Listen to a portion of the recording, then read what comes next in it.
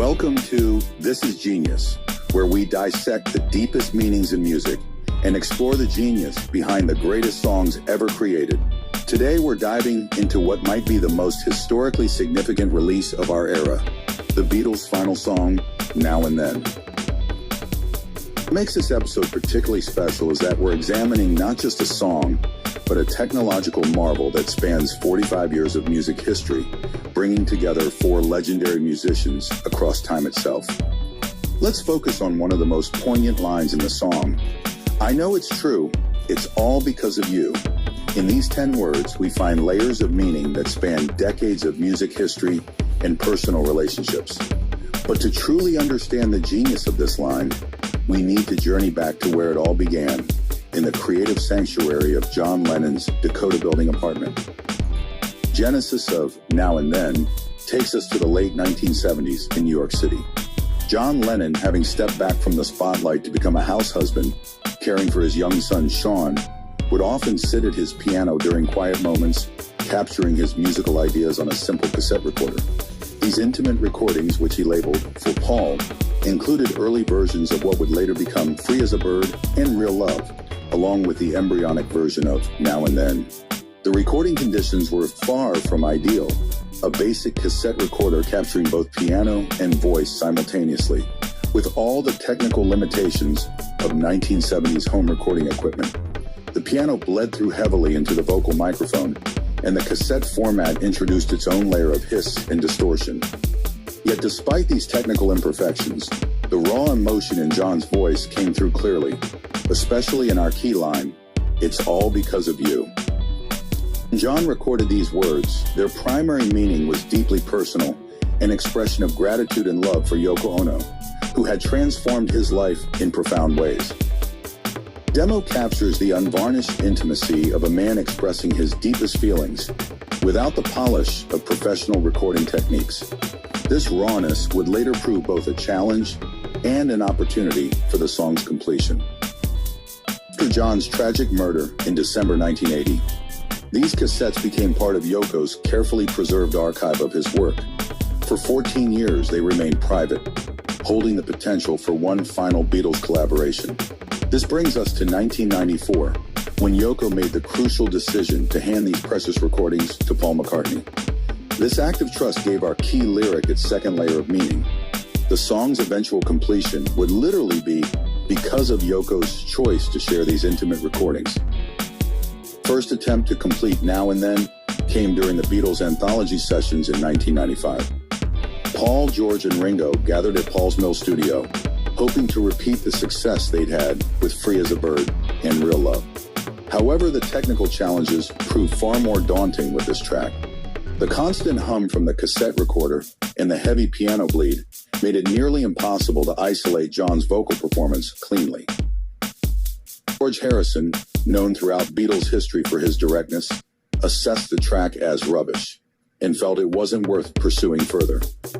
His frustration stemmed not from the song itself, but from the technical limitations that prevented them from giving the recording the treatment it deserved.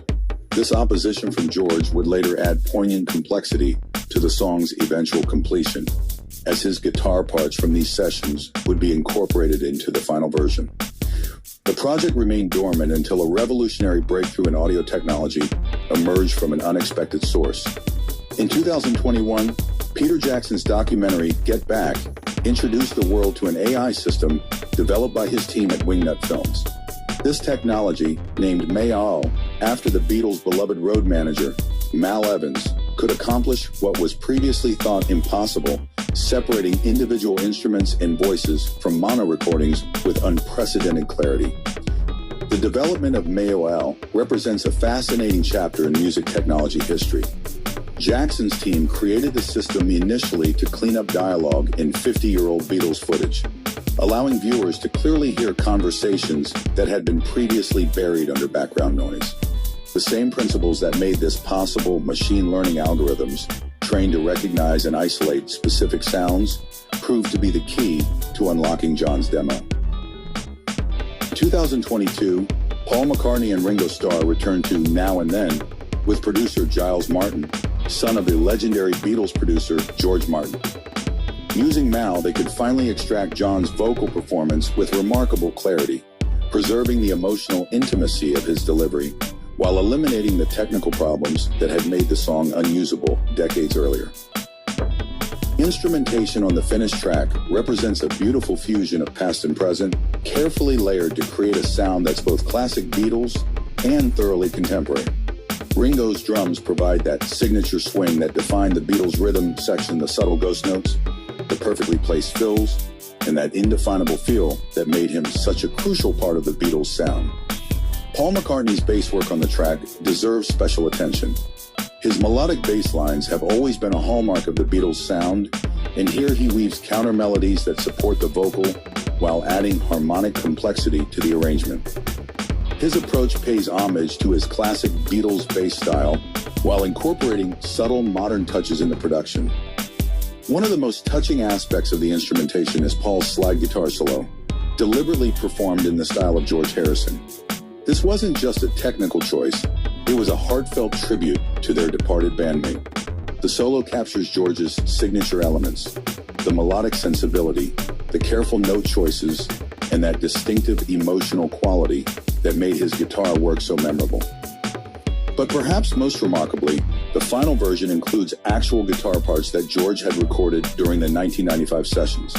This makes Now and Then the last song to truly feature all four Beatles performing together, despite being recorded across multiple decades. The inclusion of George's playing adds a layer of historical significance to the track, while also providing a beautiful sense of closure to the Beatles' story.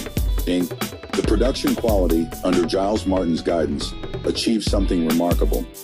It maintains the warmth and character of classic Beatles recordings while employing modern techniques for clarity and separation. Martin's work honors his father's innovative legacy while pushing the boundaries of what's possible with modern technology. The result is a record that sounds both timeless and contemporary, bridging the gap between analog and digital eras. This technological achievement follows in the Beatles' long tradition of innovation in recording techniques. In the 1960s, the band revolutionized studio technology, introducing techniques like automatic double tracking, ADT, artificial double tracking, and countless innovations in microphone placement and signal processing. Their willingness to experiment with new technology while maintaining their commitment to musical excellence set standards that the industry still follows today. The song's impact on popular culture has been immediate and profound, as evidenced by its Grammy nomination for Best Pop Duo Group Performance. This marks the first time the Beatles have been nominated in this category since 2008, and the nomination recognizes not just the song's emotional resonance, but its groundbreaking achievement in bridging multiple eras of recording technology. When we consider the current state of the Beatles, the poignancy of this release becomes even more apparent. Of the original members, only Paul McCartney and Ringo Starr remain with us, both having reached their 80s while maintaining active performing careers. Paul continues to tour extensively, playing 3-hour shows with the energy of someone half his age, while Ringo leads his all-star band through performances that celebrate both Beatles classics and his solo work. John Lennon's life was cut tragically short in 1980, robbing the world of decades of potential music and artistic expression. George Harrison passed away in 2001 after a battle with cancer, leaving behind a rich legacy of spiritual and musical exploration. Yet through Now and Then, all four members create music together one final time, transcending the barriers of time and mortality. The song's string arrangements deserve special attention for how they bridge different eras of the Beatles' sound. They recall both the lush orchestration of Yesterday and the psychedelic textures of Strawberry Fields Forever, while adding a contemporary polish that places the song firmly in the present. This combination of classic and modern elements helps make Now and Then feel like both a continuation of the Beatles' legacy and a fitting conclusion to their story. When we return to our key lyric, I know it's true, it's all because of you, we can now appreciate it as a message that operates on multiple levels. It's John expressing love for Yoko. It's a thank you to Yoko for preserving and sharing the demo. It's the Beatles acknowledging their debt to their fans and to each other. And it's a recognition of how technology and human creativity can work together to create something truly special. The song's release as the Beatles' final recording carries immense symbolic weight.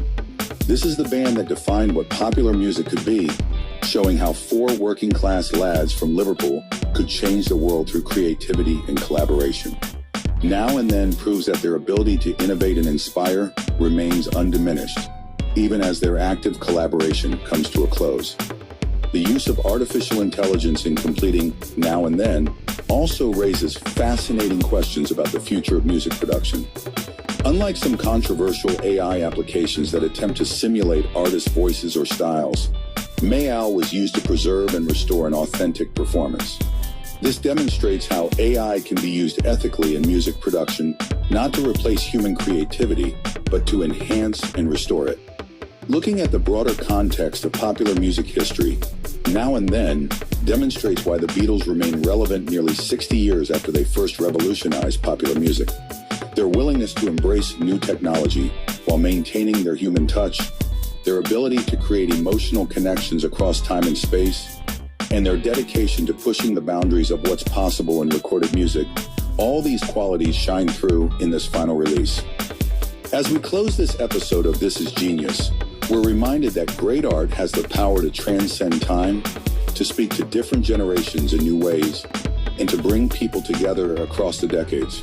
Now and Then isn't just a song, it's a technological achievement, a historical document, and most importantly, a love letter to the enduring power of music itself. This has been This Is Genius. Thank you for diving deep with us into what will likely be the final chapter in the Beatles' unparalleled musical legacy. Until next time, keep analyzing, keep listening, and keep discovering the genius in music.